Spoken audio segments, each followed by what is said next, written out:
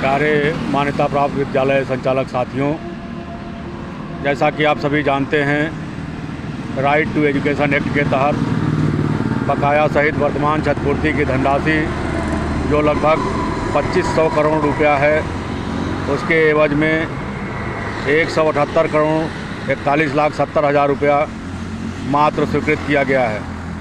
यह धनराशि बकाया धनराशि का 10% भी नहीं है।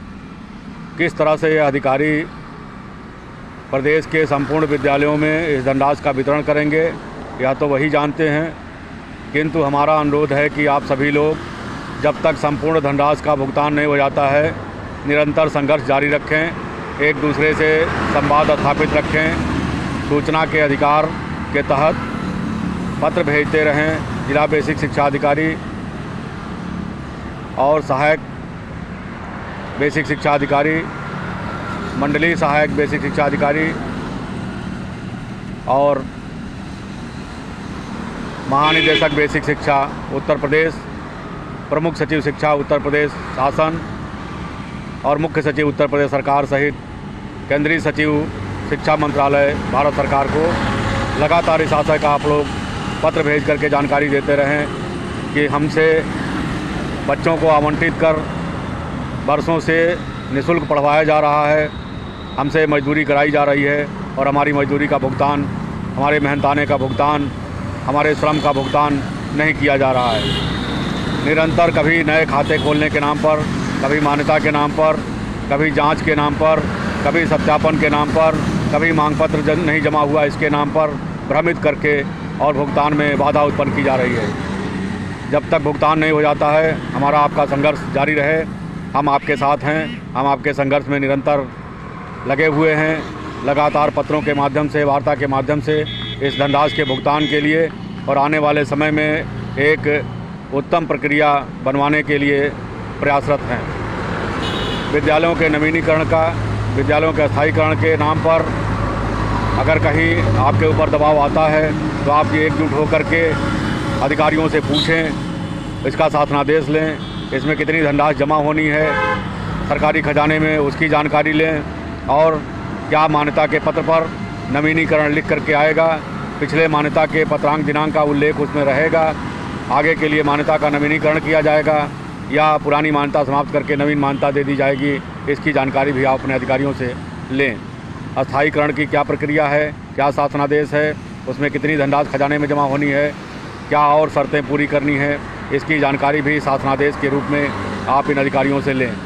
किसी भी प्रकार का कार्य करने के पहले उससे पूरी जानकारी से अवगत होना जरूरी है।